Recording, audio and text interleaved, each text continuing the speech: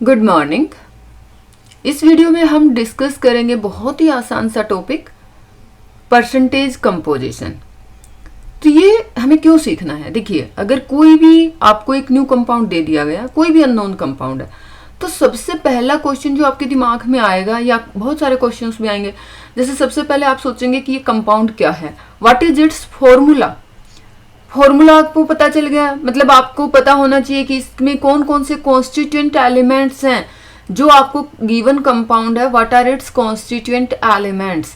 अगर आपको constituent elements पता चल गए, तब नेक्स्ट क्वेश्चन जो दिमाग में आएगा, that is the what is the ratio in which constituent elements are present. Question क्या होगा? In what ratio the constituent elements are present in a given compound. तो ये सब आंसर जानने के लिए हमें परसेंटेज कंपोजिशन का नॉलेज होना जरूरी है। और भी मान लो कोई नॉन कंपाउंड आपको दे दिया, नॉन कंपाउंड अगर मैं बोल देती हूँ कि ये जो कंपाउंड है, मैंने आपके हाथ में एक कंपाउंड दे दिया और आई एम सेइंग कि दिस इज ग्लूकोज, तो आप कैसे बिलीव करोगे कि यस दिस इज ग्लूकोज? तो कुछ कंफर्मेशन होना चाहिए।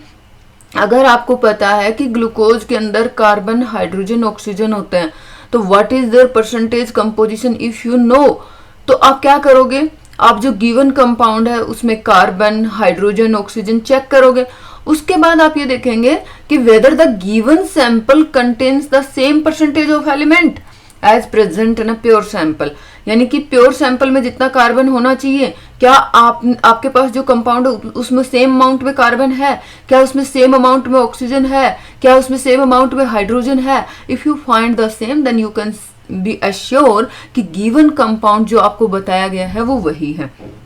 अच्छा, तो यहाँ पे हम प्योरिटी एनालिसिस कैसे करते हैं?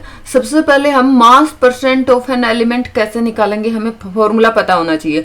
फॉर्मूला क्या है कि जिस भी एलिमेंट का, कंपाउंड के अंदर जिस भी एलिमेंट का आप मास निकालना चाह रहे हैं, उस एलिमेंट के मास को हम ऊपर रखेंगे, divided by molar mass of that compound multiplied by 100। तो ये तो हमारे पास है formula mass percent of an element निकालने के लिए, mass of that element in the compound divided by molar mass of compound multiplied by 100।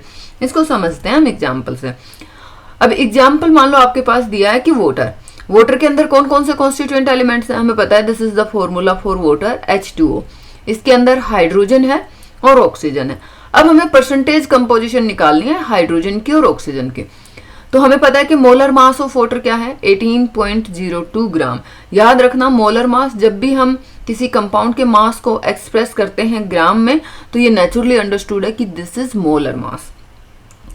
तो हमें यहाँ पता क्या चल रहा है कि इसका फॉर्मूला है H2O। तो वाटर के अंदर 2 हाइड्रोजन है और 1 ऑक्सीजन है, 2 एलिमेंट है, हाइड्रोजन और ऑक्सीजन। अब मास परसेंट ऑफ हाइड्रोजन देखेंगे। हाइड्रोजन के एक एटम का मास कितना है? 1.008। अगर हम मोलर मास लेंगे तो ग्राम में लेंगे। कितने एटम है? 2, तो 2 से मल्टीप्लाई कर दिया, 2 into 1.008 divided by molar mass. Molar mass है 18.02 मल्टीप्लाइड बाई 100। तो ये हमारे पास आ गया मास percent of hydrogen, that is 11.18%।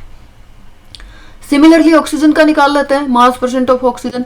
तो ऑक्सीजन हमारे पास कितना है? एक ही है, एक ही एटम है, मास हो जाएगा 16.00 डिवाइडेड बाय मोलर मास कितना है? 18.02 मल्टीप्लाइड बाय 100। वैल्यू क्या आ गई हमारे पास? 88.79%। एक और एग्जांपल लेते हैं।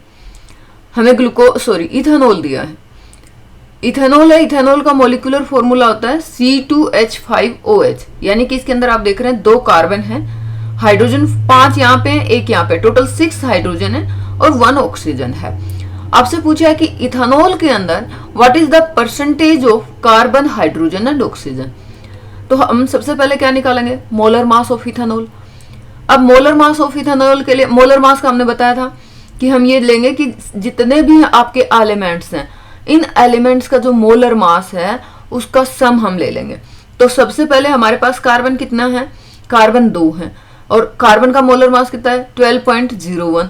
ये हम एवरेज मोलिकुलर मास लेते हैं, एवरेज मोलर मास लेंगे। क्यों लेंगे एवरेज? क्योंकि जैसे हमने बताया कि कार्बन एग्जिस्ट करता है in different isotopes, carbon 12, carbon 13, carbon 14। तो हम उनका रिलेटिव अबेंडेंस और एटॉमिक मास से ये हमने एवरेज मास निकालना सीखा था। ये वीडियो अगर आप चाहें तो पीछे देख सकते हैं।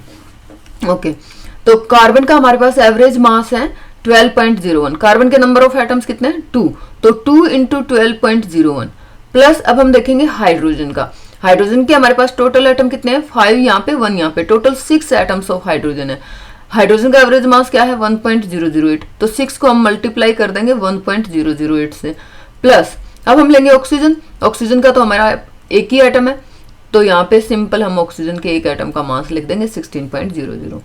अब यहाँ पे ये तो हमारे पास हो गया मास ऑफ ऑक्सीजन, ये हो गया मास ऑफ हाइड्रोजन और ये हो गया मास ऑफ कार्बन। इन सब का जो सम है that will give us molar mass of ethanol, और ये हमारे पास आ जाता है 46.068 ग्राम।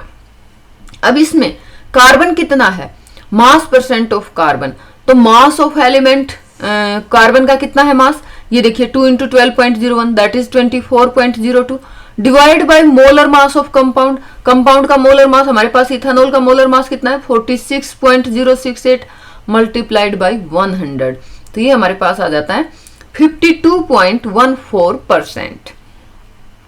अब हम देखेंगे मास परसेंट ऑफ हाइड्रोजन। हाइड्रोजन हमारे पास टोटल 6 हैं, इस कंपाउंड में हाइड्रोजन का टोटल मास कितना है, ये है 6 into 1.008 that is 6.048 divide by molar mass of ethanol that is 46.068 multiplied by 100, ये हमारे पास वैल्यू आ जाती है 13.13%।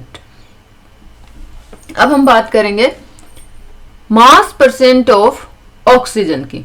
तो ऑक्सीजन का तो हमने देखा एक ही एटम है जिसका मास है 16.00 divide by molar mass of the ethanol that is 46.068 multiply करेंगे 100 से, तो ये हमारे पास आ गया percentage of oxygen that is 34.73%। तो this amount of oxygen is present in ethanol. तो ये हमने जो इथेनॉल के कॉन्स्टिट्यूएंट एलिमेंट्स हैं कार्बन हाइड्रोजन ऑक्सीजन, उनकी क्या परसेंटेज कंपोजिशन है वो हमने कैलकुलेट की। सो इस वीडियो में इतना ही। Thank you.